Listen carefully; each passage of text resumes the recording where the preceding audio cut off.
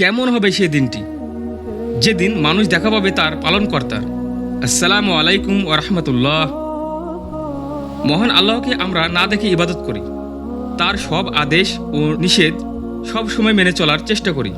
সব সময় যে আমরা সফল হই তা না, কিন্তু চেষ্টা আমরা সবাই করি।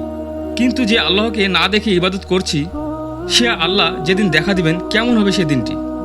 হাসরের ময়দানে সব হিসাব শেষ হওয়ার পর বিশ্ববাসীদের আল্লাহ তাআলা তার অশেষ রহমত ও গুণে দান করবেন জান্নাত।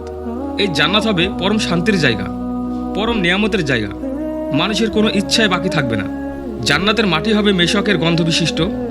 মুমিনদের জন্য যে ঘর বানানো হবে তার ইট হবে স্বর্ণ আর রূপার। জান্নাতের রাস্তাগুলো হবে মুক্তার তৈরি, আর ঘাস হবে জাফরানের। জান্নাতে মুমিনরা থাকবে অনন্তকাল, কারো বয়স বাড়বে না। কোনো কোনো বর্ণনায় আছে জান্নাতে পুরুষদের বয়স হবে 30 অথবা 33।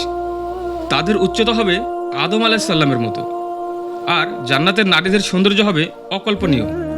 হাদিসের বর্ণনা অনুযায়ী যখন কোনো ব্যক্তি জান্নাতে তার স্ত্রীর দিকে তাকাবে, তখন তার সৌন্দর্য দেখে সে মুগ্ধ থাকবে 40 বছর।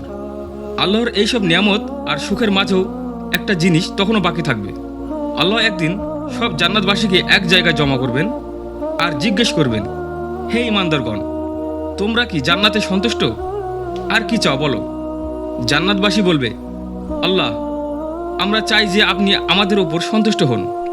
আল্লাহ বলবেন, আমি তোমাদের ওপর সন্তুষ্ট, আর তাই তোমাদের আমি জান্নাত দান করেছি।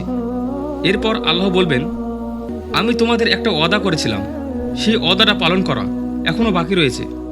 মানুষ তখন অবাক হবে আর নিজেদের মাঝে গুঞ্জন করতে থাকবে যে কি সে ওয়াদা।